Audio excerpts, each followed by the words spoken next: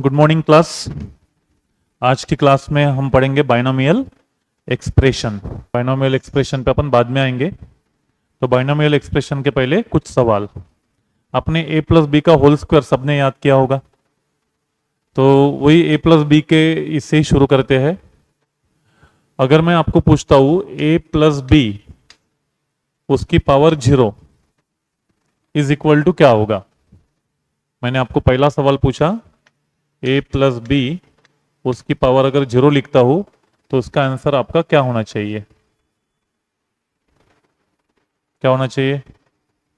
Anything raise to power 0 1 होना चाहिए।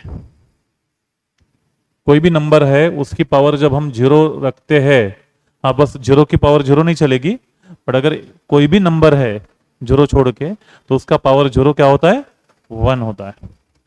अब मैं आपको पूछता हूं a प्लस बी की पावर 1 अगर रहती है तो क्या होना चाहिए? a प्लस बी आएगा, पावर 1 रही तो कोई चेंज नहीं आएगा, तो a प्लस बी आएगा। अब मैं आपको पूछता हूं a प्लस बी की पावर 2 है, स्क्वायर है, तब क्या आना चाहिए? a square plus twice a b plus b square, ऐसा आप कहते हो। a square plus twice a b plus b square आपने याद करके रखा है। अब मैं आपको कह रहा हूं a प्लस बी का होल क्यूब अगर है तो क्या आना चाहिए? ये भी शायद आपने याद करके रखा होगा। a क्यूब, बोलिए बोलिए मेरे साथ में बोलिए, a cube plus 3a square b plus 3ab square plus b cube. अब एटलीस्ट आपकी आवाज आ रही थी। अब मैं आपको पूछता हूं a प्लस बी की पावर 4 अगर है तो क्या आना चाहिए? अब ये लिखना, ये अपने 10th के स्टूडेंट ने ये याद नहीं भी किया होगा। हमारा टीचर ज्यादा से ज्यादा 10वीं तक हमें a प्लस बी का होल स्क्वायर याद करवाता है, a प्लस बी का होल क्यूब याद करवाता है। बट मैं आज आपको ऐसी ट्रिक बताने वाला हूं कि जिससे आप a प्लस बी की पावर 4 भी बड़े इजीली लिख पाओगे। और इसीलिए मैंने इसको लिखते वक्त ना एक, आप देख रहे होंगे तो पिरामिड जैसा स्ट्रक्चर बनाया। तो अभी हमें यहाँ पे ऑब्जर्व क्या करना है, जब पावर 0 थी तो यहाँ पे एक टर्म आई थी। देखो हमारे ऑब्जर्वेशन अगर अच्छे है तो हमारे लिए सब्जेक्ट आसान हो जाती है, हमें सब कुछ याद नहीं करना पड़ता है। जब पावर 0 थी तो यहाँ पे सिंगल टर्म आई, पावर 1 है तो यहाँ पे 2 टर्म आई, पावर 2 है तो यहाँ पे 1 2 3 टर्म आई, पावर 3 है 1 2 3 4 टर्म आई। तो अभी अगर पावर 4 हो गई तो कितने टर्म्स आने चाहिए? 5 टर्म आने चाहिए। मतलब अगली बार में 5 टर्म्स आने चाहिए। ये बात हमें समझ में आ गई।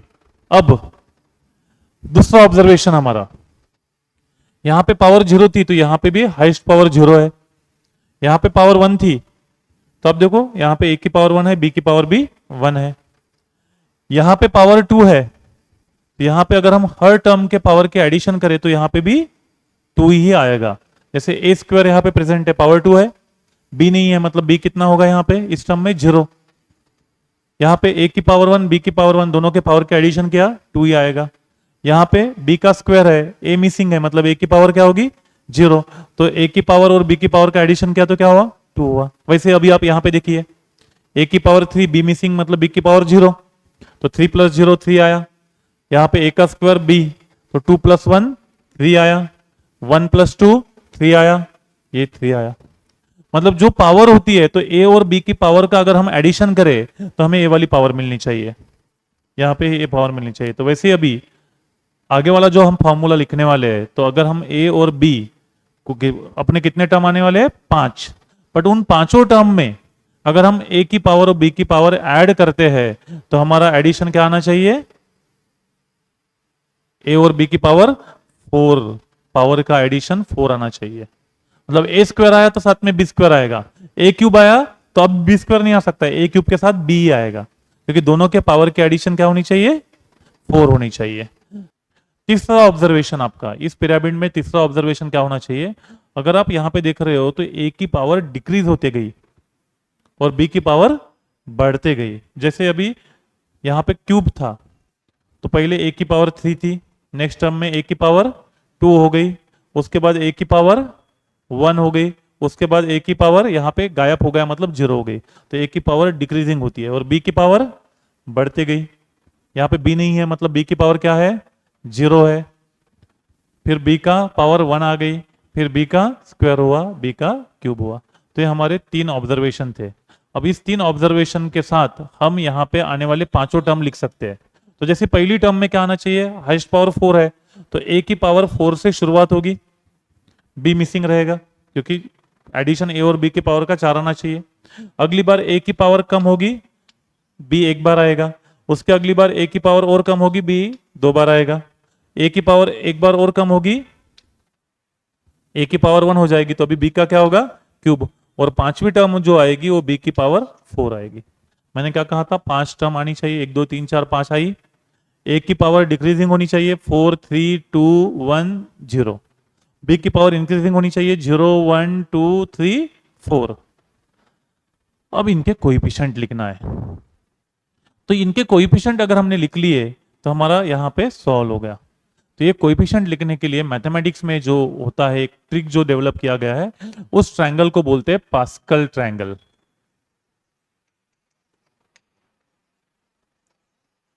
ये पास्कल ने दिया होगा इसलिए उसको पास्कल ट्रायंगल बोला जाता है।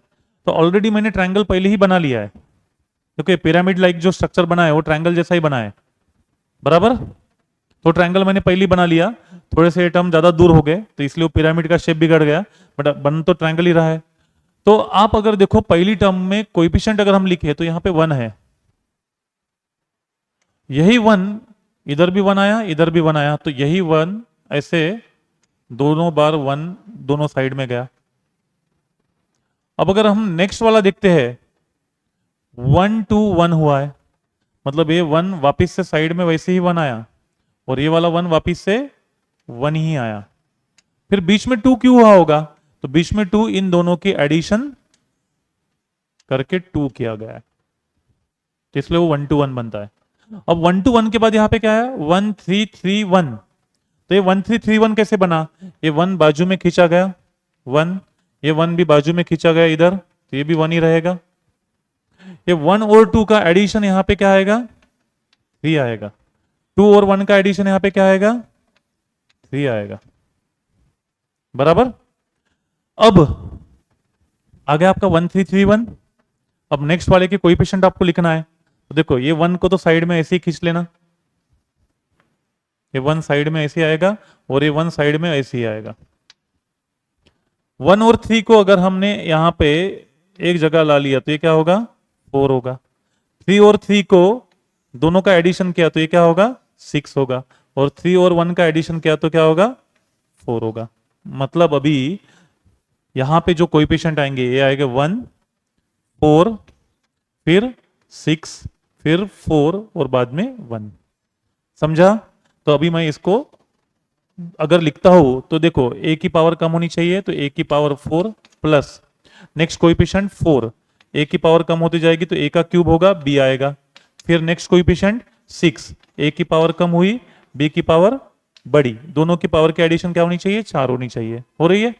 फिर 6 के बाद वहां पे क्या आएगा, 4 4, a की पावर कम करो a, और b की पावर बढ़ाओ b क्यूब। फिर आखिरी की टर्म 1 है कोएफिशिएंट, तो b की पावर बढ़ के क्या हो जाएगी, b रेज टू पावर 4।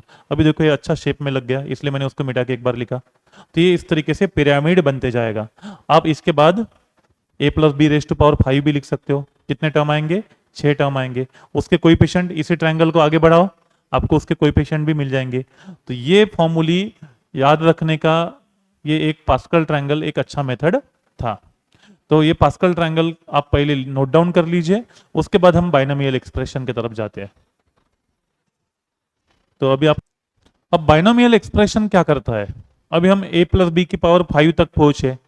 मैं अगर इसको जनरलाइज करना चाहता हूं, जनरलाइज करना चाहता हूं मतलब मैं आपको पूछता हूं a plus b raise to power n क्या होगा। n कुछ भी नंबर हो सकता है, 10 हो सकता है, 20 हो सकता है, कुछ भी हो सकता है, निगेटिव नंबर हो सकता है। तो हमने ये जो फॉर्मूली पढ़े हैं अभी तक, इसका हम कर रहे हैं जनरलाइजेशन। और वो जनरलाइजेशन बाइनोमियल एक्सप्रेशन में क्या होता है, तो यही सब रूल काम में आने वाले हैं। तो जब हमें बाइनोमियल एक्सपेंशन लिखना है तो वो कैसे लिखा जा सकता है वो देखेंगे।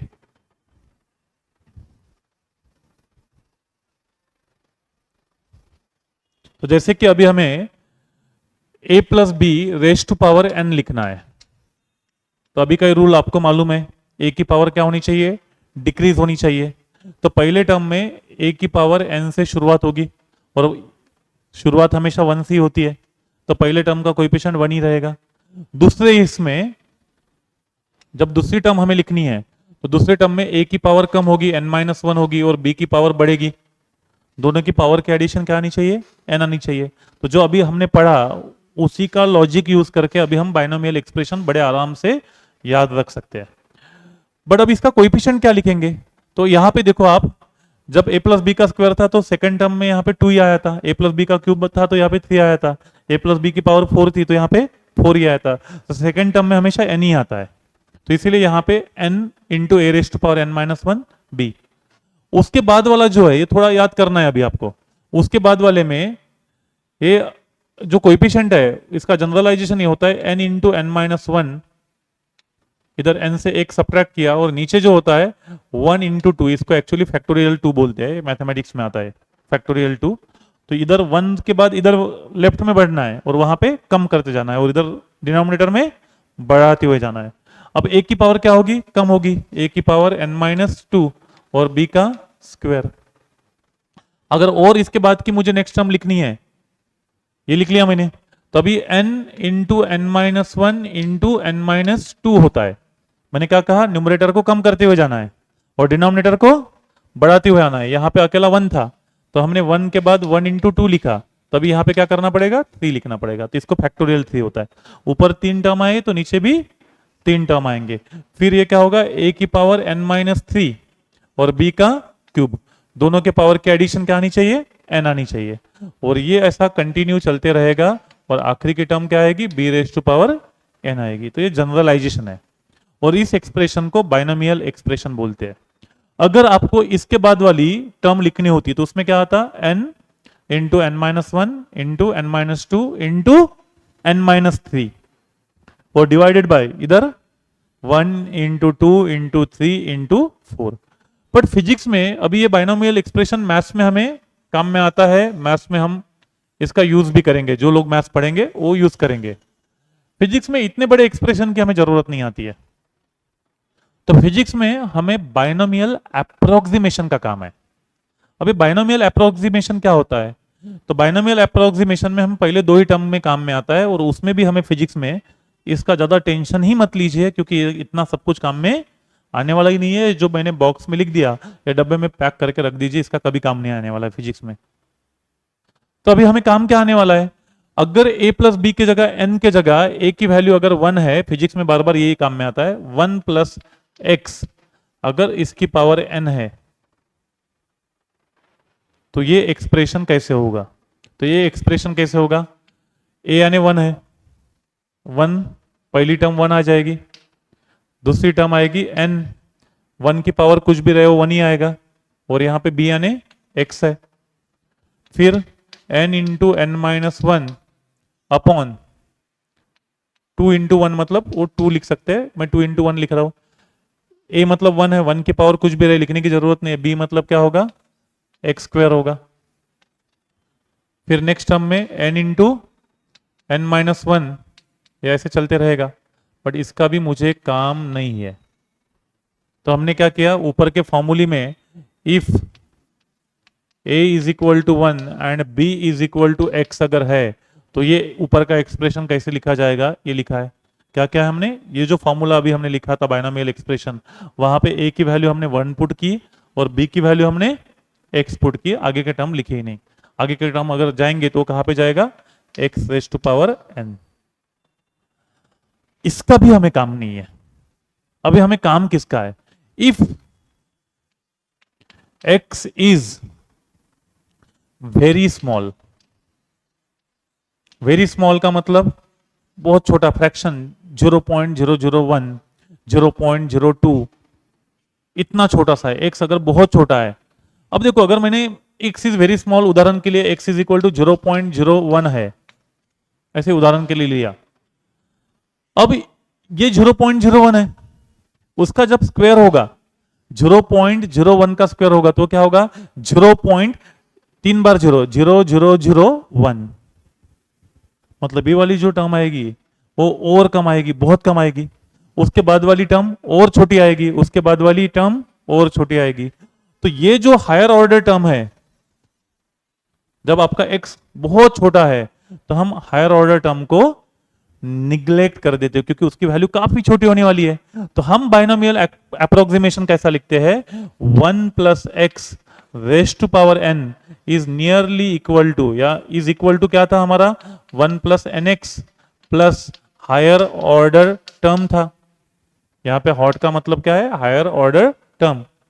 तो ये हायर ऑर्डर टर्म बहुत छोटी आने वाली है। अगर x छोटा है तो x का स्क्वायर, x का क्यूब, x की पावर 4, ये बहुत छोटे होने जाएंगे, बराबर ना। अगर x ये है तो x का स्क्वायर अभी अभी हमने देखा था 0.0001, क्यूब करेंगे तो क्या होगा 0.00001, और छोटा होते जाएगा। जैसे जैसे आगे बढ़ेंगे और वो छोटा होते जाएगा। तो इसीलिए ये हायर ऑर्डर टर्म्स जो है ये बहुत छोटी छोटी बनने वाली है, इसलिए हम इसको निग्लेक्ट करने वाले हैं और हम लिखने वाले हैं 1 plus x raise to power n is nearly equal to 1 plus n x. और इसी का हमें काम है, इंपॉर्टेंट इन फिजिक्स।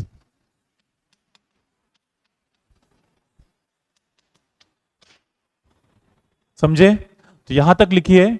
और ये फिजिक्स में इंपॉर्टेंट क्यों है, तो मैं आपको फिजिक्स के 2 क्वेश्चन भी करवाता हूं। फिजिक्स के क्वेश्चन पे आने के पहले हम कुछ मैथमेटिक्स के 2 क्वेश्चन कर लेते हैं और उसके बाद 2 फिजिक्स के क्वेश्चन करते हैं। तो पहले मैथमेटिक्स के साथ प्रैक्टिस करेंगे और आखिरी में 2 क्वेश्चन जो फिजिक्स के क्वेश्चन करेंगे, तो आपको पता चलेगा कि हम बाइनोमियल थ्योरम क्यों पढ़ते हैं। तो पहला क्वेश्चन आपके लिए है 1024, इसका हमें क्यूब रूट निकालना है। ये मेरा पहला क्वेश्चन है, 1024 का क्यूब रूट। अभी 1024 का क्यूब रूट निकालना है, कैसे निकाला जा सकता है आप अभी देखिए। आपके लिए पहला क्वेश्चन है। तो 1024 इसका क्यूब रूट पावर 1/3 है।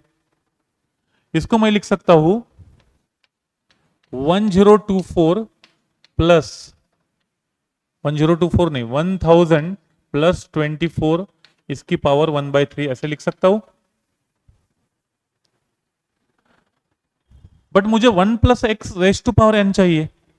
1 है क्या यहाँ पे, नहीं है। तो मैं क्या करता हूं, पहले 1000 कॉमन निकाल लेता हूं। ये 1000 कॉमन निकाल लिया तो यहाँ पे क्या बचेगा 1, और प्लस 24/1000, क्योंकि यहाँ पे तो 1000 नहीं था तो मुझे डिनोमिनेटर में लिखना पड़ेगा। करेक्ट है। अब इसमें क्या होगा, मेरे दोनों पर्पस पूरे हो गए, मतलब एक तीर में 2 निशाने हो बोलते ना हम। तो 2 निशाने कौन से लग गए, यहाँ पे 1 भी आ गया, और जो x मुझे बहुत छोटा चाहिए, क्योंकि मैं बाइनोमियल अप्रोक्सीमेशन कब लगा सकता हूं, when x is very small. तो यहाँ पे देखो दोनों निशाने एक साथ लग गए मेरे। यहाँ पे 1 का 1 भी आ गया, और 24/1000 अगर मैं करूंगा तो ये 0.024, ये बहुत छोटा सा नंबर है, फ्रैक्शन में है, 1 से भी बहुत छोटा है, 0.024, ये बहुत छोटा नंबर है। मतलब एक साथ दोनों तीर मेरे, एक तीर 2 निशाने, दोनों निशाने लग गए। अब इसको ये क्यूब रूट है, ये दोनों को जाएगा, तो यहां पे मैं लिख सकता हूं 1000 का भी क्यूब रूट, और यहां पे 1 प्लस 24/1000 इसका भी क्यूब रूट, बराबर। 1000 का क्यूब रूट क्या होता है, 1000 का क्यूब रूट होता है 10, 10 इंटू 10 इंटू 10 1000 होता है। तो ये तो 10 हो गया। अब रह गया ये, तो ये मुझे दिख रहा है 1 plus x raise to power n की जैसा, जो अभी अभी मैंने पढ़ा 1 plus x raise to power n।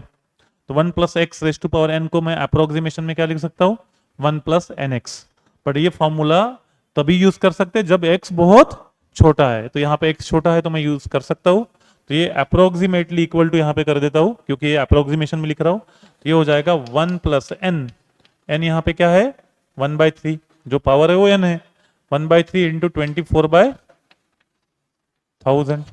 यहाँ पे क्या लगाया, यहाँ पे लगाया मैंने 1 plus x raise to power n is approximately equal to 1 plus n x when x is very small. ये अप्रोक्सीमेशन मैंने यहां पे लगा दिया, बाइनोमियल अप्रोक्सीमेशन।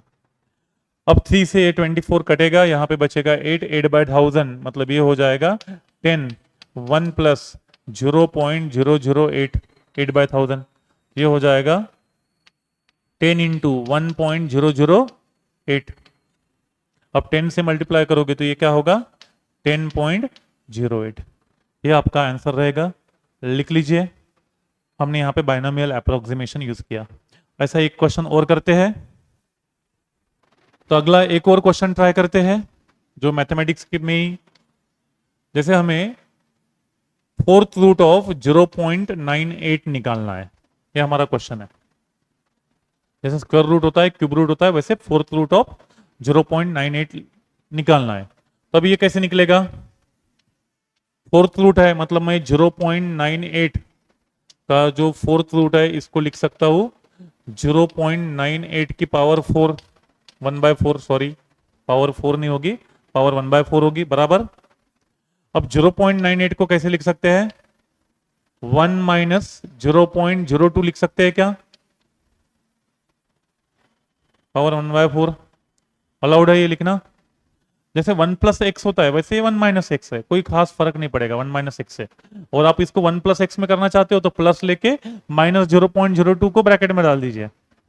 अब ये छोटा नंबर है 1 माइनस एक्स, एक्स छोटा सा है, बाइनोमियल अप्रोक्सीमेशन लगाया जा सकता है। तो ये लगा बाइनोमियल अप्रोक्सीमेशन 1, ये माइनस वैसा का वैसे रहेगा 1/4, इसके आगे आ जाएगा 0.02। अब कुछ बच्चे बोलेंगे सर आपने तो ये 1 माइनस एक्स नहीं पढ़ाया, जरूरत क्या है? देखो 1 minus x raise to power n मैंने नहीं पढ़ाया है, बट मैंने ये तो पढ़ाया है ना 1 प्लस 1 प्लस एक्स पढ़ाया है। तो ये वैसे के वैसा ही ऐसा हो जाएगा, which is equal to 1 plus ये n आगे आएगा और ये माइनस एक्स रहेगा, तो ये 1 माइनस एन एक्स ही हो जाएगा अप्रोक्सीमेशन में। तो इसको अलग से पढ़ाने की कोई जरूरत नहीं है, आप माइनस एक्स को बी के तरह या एक्स के तरह ट्रीट कर लो। तो ये 1 माइनस 1/4 0.02 ये आ जाएगा। तो ये 1 माइनस 0.0 ये 0 और 20 में क्या होगा? बराबर है ना, ये 0 पहला 2 में नहीं जाएगा तो 0, फिर 20 में 4 5 20, बराबर लिखा।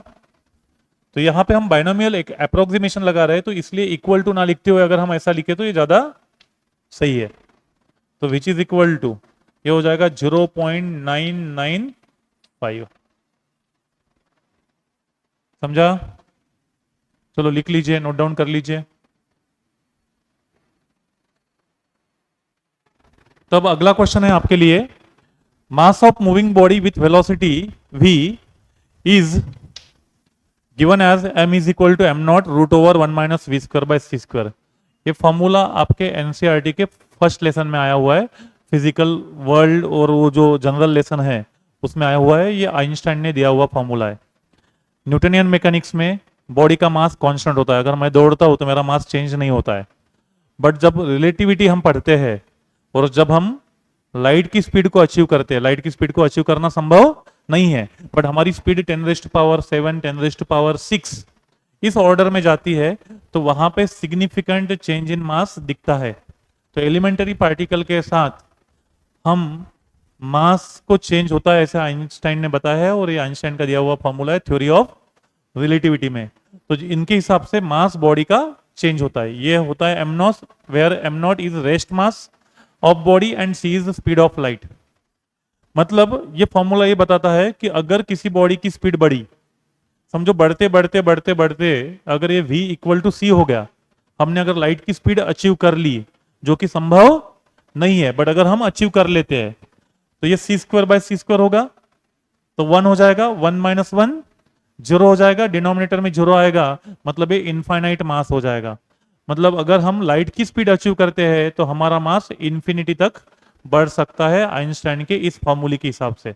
तो क्वेश्चन क्या कह रहा है? मास of moving body with velocity v is given as m is equal to m0 divided by root over 1 minus v square by c square, where m0 is rest mass, जब ऑब्जेक्ट रेस्ट में है या body rest में है तब उसका mass, and c is speed of light. Speed of light आपको मालूम है कितनी होती है? 3 × 10⁸ मीटर पर सेकंड होती है।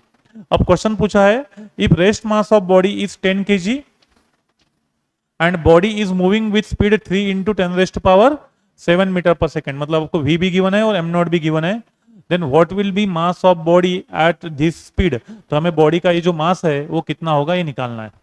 अब यहाँ पे भी हम बाइनोमियल अप्रोक्सीमेशन यूज कर सकते हैं। तो अभी मैं बाइनोमियल अप्रोक्सीमेशन फिजिक्स में कैसे काम में आता है ये बताने के लिए दो क्वेश्चन करने वाला हूं, उसमें से ये पहला क्वेश्चन। तो फॉर्मूला ऑलरेडी हमें दिया हुआ ही है क्वेश्चन में, m इज इक्वल टू क्या दिया है, m not divided by root over 1 minus v square by c square. इसको अगर मैं m नॉट ऐसे लिख दूं और ऐसा लिखूं तो चलेगा क्या, 1 minus v square by c square, denominator में स्क्वायर रूट मतलब पावर हाफ है, और जब वो न्यूमरेटर में जाएगा तो पावर क्या हो जाएगी, हाफ के जगह वो माइनस हाफ हो जाएगी, बराबर है। अब जो मेरे पास वैल्यू है v और c की, वो वैल्यू मैं पुट करता हूं, तो ये इक्वल टू हो जाएगा, m नॉट की वैल्यू है 10 दिया है, रेस्ट मास 10 kg, और मुझे कौन सी वैल्यू चाहिए, 1 माइनस वी स्क्वायर, v कितना है 3 इंटू 10⁻⁷, 3 इंटू 10⁻⁷ उसका square divided by c square 3 into 10⁸ उसका स्क्वायर, और पावर उसकी कितनी थी, माइनस हाफ। ये 3 दोनों जगह से कट जाएगा, यहां से अभी हम इधर लिख रहे हैं, तो ये 10 पहले से ही था, 1 माइनस 3 कट गया, 10⁻14 है, ये 10⁻16 है, 10⁻7 का स्क्वायर मतलब 10⁻14, ये 10⁻16, 14 16 कट जाएगा, नीचे क्या बचेगा, 1/100 बचेगा, और टोटल की पावर कितनी थी, माइनस हाफ। अब देखो ये 1 minus x raise to power n के फॉर्मेट में आया, और x बहुत छोटा है 0.01, x छोटा है ना, यहाँ पे आप बाइनोमियल अप्रोक्सीमेशन लगा सकते हो। तो बाइनोमियल अप्रोक्सीमेशन अगर आप यहाँ पे लगाए तो ये हो जाएगा 10, 1 माइनस, ये माइनस हाफ आगे आएगा यहाँ पे, और ये 1/100 यहाँ पे लगा दिया आपने बाइनोमियल अप्रोक्सीमेशन, समझा क्या। 1 minus x raise to power n है, तो n मैंने आगे ला लिया, 1 माइनस एन एक्स कर दिया, minus half, minus minus plus हो जाएगा, माइनस माइनस प्लस होके ये क्या होगा, 1 प्लस 1/200 चलेगा, 1/200, 1/200 कर सकते हो, या 0.01 डिवाइडेड बाई 2 कर सकते हो, जैसी आपकी मर्जी। तो इसको हम लिख सकते हैं 10 इंटू अप्रोक्सीमेशन में 10 इंटू क्या होगा, 1 प्लस 1/200, बोलिए 1/200 क्या होगा,